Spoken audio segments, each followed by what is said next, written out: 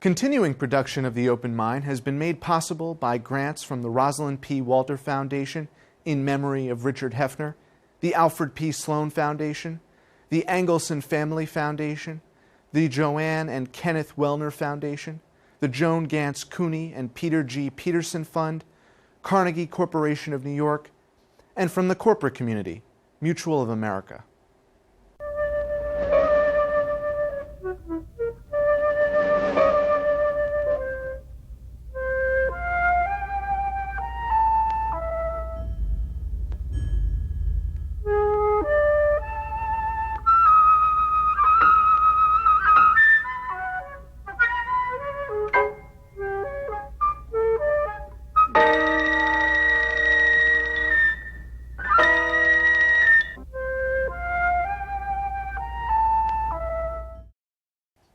I'm Alexander Heffner, your host on The Open Mind. A sharp performer who has starred in numerous theater, film, and television productions, today's guest is one of the funniest satirists of the contemporary age who pungently exposes our cultural space. Most identified as senior correspondent on Comedy Central's The Daily Show with Jon Stewart, Aasif Mandvi is one of the stars on HBO's series The Brink. A self-described Hindu, Muslim, British-American actor who spent more time in bars than mosques over the last few decades, Mandvi has just published his hysterically smart memoir, No Land's Man, A Perilous Journey Through Romance, Islam, and Brunch, a personal quest for meaning amid conflated identities. Mandvi recounts his ascent as the only self-described brown correspondent of The Daily Show, Smorgasbord, bringing what he called the halal factor as its senior Muslim correspondent. The longer I spent on The Daily Show, standing in front of a green screen pretending to report from war zones and hotspots around the world, Mandvi writes, the more I realized The Daily Show was radicalizing me. I was becoming a terrorist of comedy, taught how to commit a jihad of irony against hypocrisy and ignorance. These days, when he's firing proverbial missiles of satire across the airwaves of cable to the next generation, I want to know from Aasif if his comic rebuke of a xenophobic United States, perhaps a plea to our better angels, is making him feel more or less like America is in fact his home, his land. And it's such a pleasure to have you here. Thanks for being here. Thank you very much. Thanks. How do you feel about America? Is it your land? It is. It is, it is my adopted homeland, and I always wanted to live in America. Even as a child, I think, it represented something to me, and I talk about it in the book, this idea of like growing up as a little, British Indian kid in the north of England, and sort of watching. I grew up on, American pop culture. I grew up on American television and movies and Hollywood and, all of that stuff. So New York, Hollywood, America, big cars and beaches and stuff, like that's kind of the America that I knew in the 70s, like as a kid, that I watched on television in England. And I think that I always wanted to live in America. It sort of represented some, it represented possibility to me, in a way that that my northern English coal mining town that I grew up in didn't, And do you think it represents that possibility for the next generation? Do you think it still represents that possibility? I think America always, I think it does. I think that one of the interesting sort of trajectories for me has been to, one of the things I've been able to do on The Daily Show, for example, is be able to have a position of being able to comment on America as an insider and an outsider at the same time.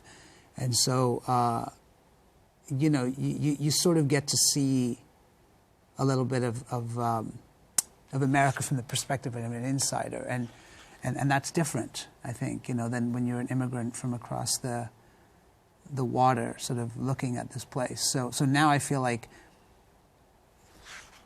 it is my homeland. It is the place of it is my home. But now I also get to walk around my home and go like, well, this needs fixing and that needs fixing, and this doesn't quite work the way I thought it did when I first arrived here. You've brought a uniquely contemporary spin on this timeless question of American identity. I was a kid who grew up in the UK and was raised in a Muslim family, and I came to America. I think it was also the fact that I wanted to be an actor, the fact that I wanted to was a natural performer and wanted to act, wanted to write.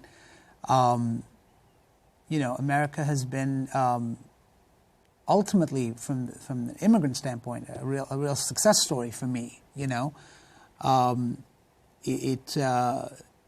has allowed me to actually have the platform that I may not have had in any other country. Well, you describe in the book your initial exchange in England when you were going on a train. You were commuting, and yeah. And there was racism that you experienced. I grew up in an England that was definitely, there was a lot of racism that I dealt with. It was a time in the late 70s, early 80s, when there was a lot of political racism, with the National Front and other organizations like that, which was sort of like, there was a lot of racism towards people from the subcontinent and stuff like that. So, yeah, on some level, when I came to America, I figured I would escape all of that, or at least, come to a place of more acceptance. Of course, America has its own very potent racism that then you become exposed to once you get here and start living here, and that was a different thing. And then that again changed after 9/11, when it wasn't just the racism of ethnicity, but the racism towards religion. When I first got to America, I think I felt a little bit invisible. I felt a little bit sort of like, I talk about in the book that, like, in England, growing up as a kid, being an Indian kid in England, you never feel like you're ever going to be British. The British have a very, at least in my estimation, I think the British have a very mistrusting attitude towards foreigners. Maybe because they've defended their island from invasion for thousands of years, they sort of feel like, you'll never really be British, so you can live there as long as you want. When you get to America, there's another attitude, which is, now you're an American. It's the opposite kind of thing. It's sort of this instinctive sort of reaction of like, well, you come to America, and so you can forget that you have 1,000 years of, 10,000 years of culture and history and all of that. Just pledge allegiance to the flag, and now you're an American, and that's what it is. And, it's ironic to me that a country built on immigrants has so little curiosity about the rest of the world. And, that's what I found. It was I say in the book that Americans think about the rest of the world the way New Yorkers think about the rest of America. They don't, and that's what I found when I got here. That, I think, changed somewhat after 9/11, and for the first time, I think America was forced to look at other people in the world and say, wait, what is our relationship, and what are our policies, and what are our politics, what have they been over the last 100 years in regards to the rest of the world and different regions in the world, especially the Middle East. Well, your work is credited with clarifying for Americans some of the, if not inborn, the racism or xenophobia that bled onto them as a consequence of those terrorist attacks. Do you find that was an important piece of your work, which was to show Americans that some of these assumptions are misguided? Well, when after 9/11, I remember. I mean, look, I got onto the Daily Show around 2006, so it was about 4 or 5 years after 9/11, and I felt like might have even been the height of abuse. It was sort of like right in the in the middle of the war on terror and all of that stuff in Iraq and all of that stuff. So I feel like, there was something that happened. I was never a political artist or writer or anything. And something politicized me after 9/11. And it was this idea that, like, suddenly I was seeing the religion that I had grown up in. And I'm not religion is as much about culture as it is about what God you pray to, So culturally, I was a Muslim, and I was seeing the religion that my parents believed in, that my grandparents believed in, that I had a very complicated relationship with, but a familial relationship with, suddenly being demonized in the media by people who had no idea what they were talking about, and literally had no idea what they were. I mean, I remember one guy on some news show was talking about how the word Eid, which is the Muslim holiday after Ramadan, spelled E-I-D in English, right? Although you can also spell it other ways, spelled die backwards. And so therefore this was somehow symbolic of Islam's sort of Led Zeppelin type backwards satanic messages, that were sort of in the religion. And I thought, this is insanity. This is crazy. Like, why is nobody calling this out? This kind of absurd, just rhetoric that just fills the air, was filling the airwaves, continues to fill the airwaves, I think, about things that people really have no idea what they're talking about. So then I think that kind of did make me want to react and respond in some way. I didn't quite know how at the time.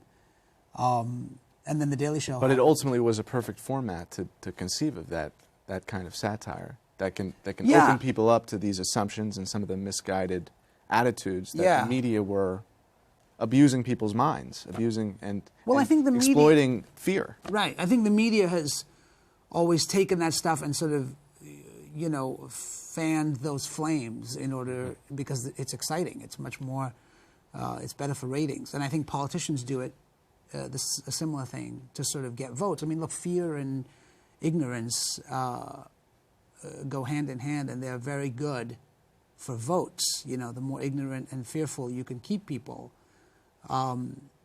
you can tell them anything and they'll believe you, So I think that kind of stuff. And then getting on The Daily Show was sort of, for me, became almost, I do talk about it in the book, that this idea that I became a terrorist of comedy, with this army of Ivy League educated Jewish comedy writers who were fueling the fire. Fueling my fire to Right. be able to give, a response back into the zeitgeist about a lot of that stuff. And that was very satisfying and weird for me, because I became associated with a faith that I personally did not feel deserving to be associated with, because, like I said, I've been more bars than mosques, over the course of my life. So, but on a cultural standpoint, it did matter to me, Agnostic Jews and an agnostic Muslim teaming up, right? Right. Well, I want to ask you about that. Off camera, we were discussing this a bit.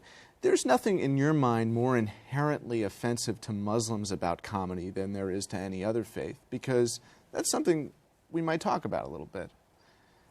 Are you saying that the Muslims are not offended by... I'm saying, ever since the Danish cartoon incident, right. there has been a perception in the country, at least in the U.S., if not abroad, that Muslims fear comedy. Right. And they're not going to tolerate it. Right. Well, look, I think that... Look, there are many Muslim comedians out there who are doing comedy on a regular basis. There's a comedy group currently, like in Iraq itself, that is making its business to make fun of ISIS and to, so that kind of satire and speaking truth to power through comedy exists in the Muslim world, and it has not. I think it's less about Islam than it is about politics. It's about dictators in that part of the world who don't want comedians, making fun of them. This is why people go to jail, not because it has to do with Islam. And that's kind of a chicken and egg. Some people say, well, what leads to the totalitarian regimes? Right. Is it faith? Is it some other dynamic within the relationship between the electorate or the populace Right. and government? There's such a And you can't just lump the two together. Right. And also, like, a lot of these politicians in this part of the world use Islam as a tool, just like politicians in America use Christianity as a tool. you know, they fan the flame. So like if you have something like a Danish cartoon and you have, you know, a certain sector of society who is perhaps more than offended or more than troubled by it, but actually wanting to go out and protest and kill people and sort of be violent because of that, then you have another, a political sector, the political factor that comes in and then wants to, like, you know, fan that and wants to make more of that because it serves their own political agenda, right? So all of this stuff is kind of, I believe, I think interconnected in some way. Have we disabused ourselves of that mindset since 9/11? Or do you think it still permeates the country, at least here in the States, just as much, the attitude, misguided attitudes towards Islam I and think Muslims? it goes on even now. More exacerbated than in the direct aftermath? I always felt like after 9/11, the average American was kind of asking questions about, well, why did this happen? What happened? You know, why would this happen to us? What is our relationship to the Middle East? You know, what are the political and reasons and you know, foreign policy? These things, I felt like these questions were being asked. And then in the decades that have followed, I feel like that conversation has been hijacked by politicians, by the media, and these answers have been given so that people feel like they now have the answer to those questions. And the answer often is, you must be afraid. Islam is evil. You know, these kind of like pat sort of answers that then allow us to kind of feel good about ourselves and be like, well, we've figured it out. You know, Islam must be an evil religion that, you know, is bent on the destruction of the United States, you know. And so these kind of things then just, I feel like, are much more prevalent now than they were on September 12th, 2001, you know. Well, this might give us an opportunity to segue into one of the funny anecdotes in the book. Yeah. How did you end up reading prayers from the Quran at a Christian prayer group? Well, you know, again... Because at least to that young woman who you were dating or involved with... I wasn't really dating, but yeah. Seeing in some form, she was accommodating. Right. Hysterically. Yeah. I wanted to write a piece that was, you know, about the relationship between... the relationship I had as a young man towards... Christianity. You know, I went to a Methodist boarding school when I was in England, so I was very familiar with Christianity. I would go to chapel every Sunday, you know, and so when I came to America and I was invited by this woman to a born-again Christian prayer revival type thing, I went and actually became friends with all these, like, sort of born-again Christians, and you know, there was in the story there's a conflation between my religious sort of it's all spurred on by a need to actually an attraction to this woman, right? But I do end up in that sort of reading passages from the Quran to a group of Christians who, to their credit, were very accepting and very Christian about it, you know, but it was an exploration of my own faith. It was an exploration of what I believed in relationship to another faith, you know, and so that's what I found really interesting about that experience, and what I wanted to explore in the story was this idea of, like, you know, can Islam and Christianity come together, even if it's to make one young man's sexual fantasy come true? And did they? They did. They coexisted. You know, I never really answered that question in the book, so I'm going to leave that. You know, it's sort of left in kind of left to your imagination. And the subject of Islam, or, you know, Muslims' treatment of women is one that's gained a lot of attention in recent years in particular. Mm-hmm. As a dynamic speaker, actor, comedian who engages with a lot of people across many faiths, do you feel now that Muslim men are beginning to have more tolerance? Women are the most oppressed people on the face of the planet at this time in history and at any time in history, right? And so Islam is a reflection of that. And there are places where Muslim women are, there are varying degrees of that level of oppression, if you want to call it that, right? It has less to do with Islam, and I think it has more to do with culture. Saudi women are not allowed to drive, not because in the Quran it says women are not allowed to drive, That's a cultural thing that exists there. So I think that a lot of these things get attributed like, oh, it's about Islam, and I just think it's really, Islam is such a varied and diverse faith, and it treats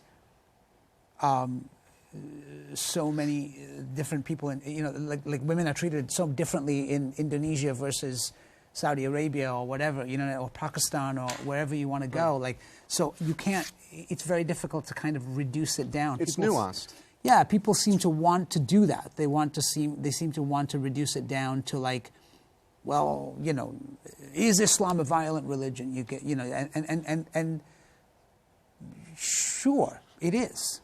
It also is a peaceful religion. It's a lot of things, and it is thousands of years old, and you can't decontextualize it. You can't just be like, well, in the last 30 minutes that I've been studying Islam, it feels like it's a religion about violence.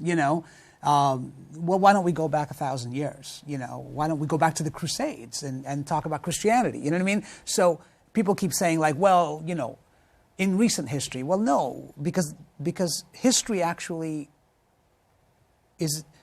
affects where we are today, So where we are today is because of history. So you can't decontextualize these things. You can't just look at something in an isolated sort of viewpoint, and that's what I find a lot of is going on. It's just kind of, it just becomes sound bites and things that like are salacious or exciting to, and get ratings and get people afraid and perked up and, and angry about stuff. And that's kind of what the agenda really is. It's not really to tell the truth. Nobody's interested in the truth. They're just interested in marketing their brand. And if their brand is fear, then that's what they're interested in marketing. And people take note of that because they find their news on The Daily Show and elsewhere where you're really exposing this. Right. Well, I mean, people come up to me all the time and say, I only watch The Daily Show. Like that's my news, which in some ways is a terrifying thing to think that the only news that some people are watching is a satirical comedy show.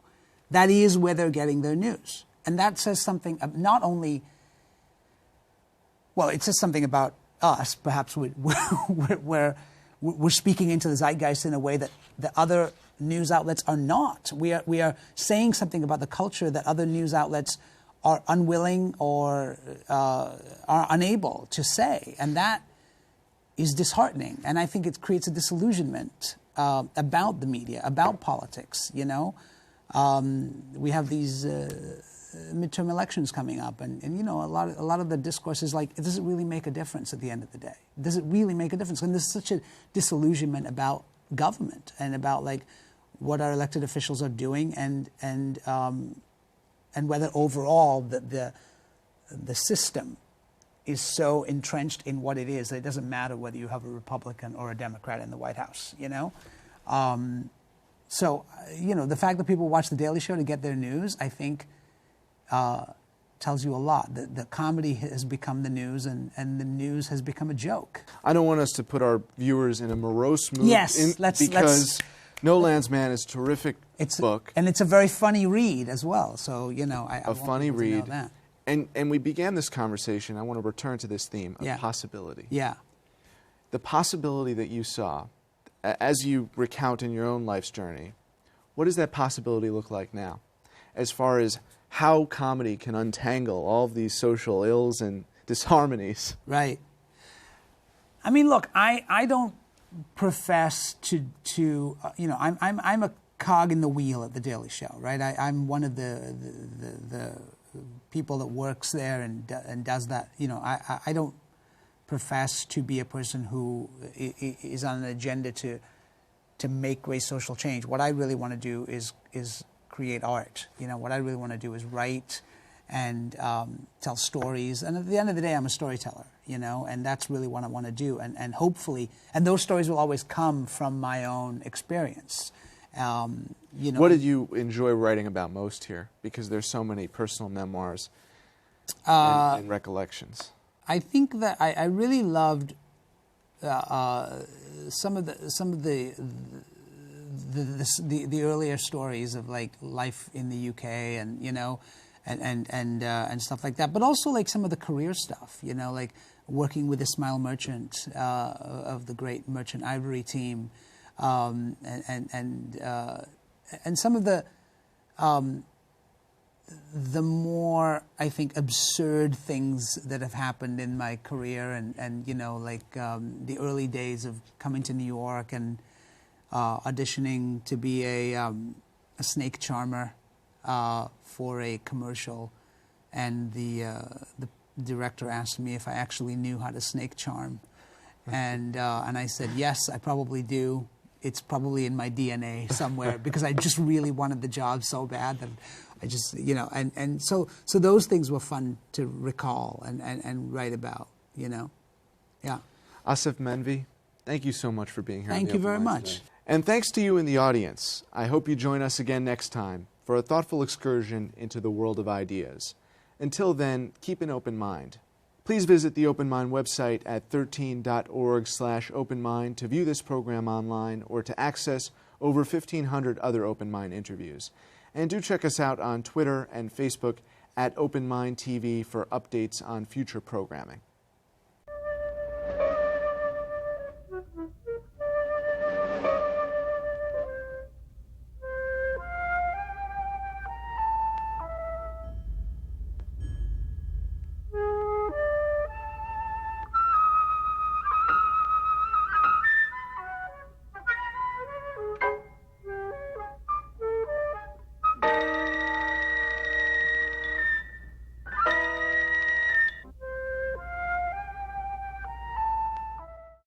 Continuing production of The Open Mind has been made possible by grants from the Rosalind P. Walter Foundation in memory of Richard Heffner, the Alfred P. Sloan Foundation, the Angelson Family Foundation, the Joanne and Kenneth Wellner Foundation, the Joan Gantz CUNY and Peter G. Peterson Fund, Carnegie Corporation of New York, and from the corporate community, Mutual of America.